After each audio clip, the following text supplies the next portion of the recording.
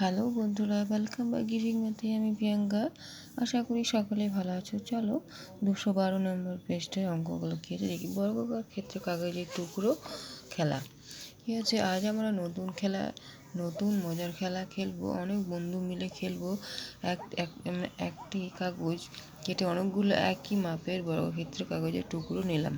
ঠিক আছে, দেখো এই যে একটা বর্গক্ষেত্রকার কাগজের টুকরো নিয়েছে, সেটাতে কী করেছে, বাহুগুলো মানে চারপাশে দেখো 1 সেন্টিমিটার 1 সেন্টিমিটার 1 সেন্টিমিটার লেখা আছে।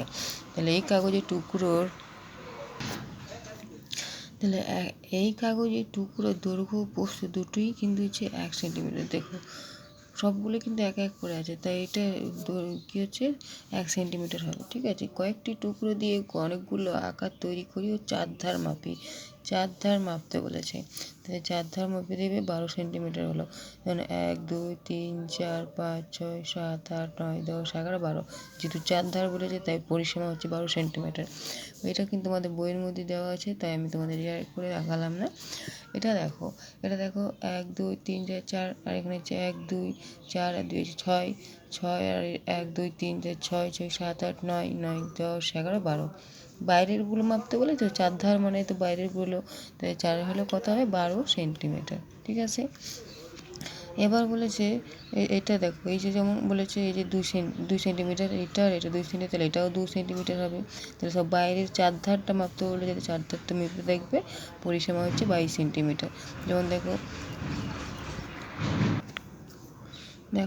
1 2 3 4 5 6 7 8 9 10 11 12 13 14 15 16 17 18 19 20 21 22। ঠিক আছে, দেখো 22 সেন্টিমিটার পরিসীমা হচ্ছে 22। যেহেতু বাইরে এখানে বলেই দিয়েছে যে চার ধার মাপি, তো চার ধার মাপার জন্য 22 সেন্টিমিটার বলছে। ঠিক আছে, এবার কি আছে দেখো 1 2 3 4 5 6 7 8 9 10 11 12 13 14, পরিসীমা হচ্ছে 14 সেন্টিমিটার। ঠিক আছে, যেহেতু বাইরের ধারটা বাইরের চার ধার মাপতে বলেছে।